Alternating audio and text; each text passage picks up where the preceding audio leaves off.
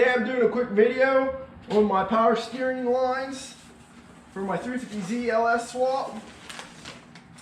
I purchased these from Enjuku Racing. This is manufactured by Siki.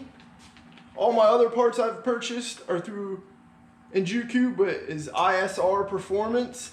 As far as I know, ISR does not have a kit like this. You can find this all on the website on Enjuku Racing for the 350Z LS swap section. You have a high pressure line, a low pressure line, your fittings, hose clamps, mounting brackets. Everything looks very nice quality.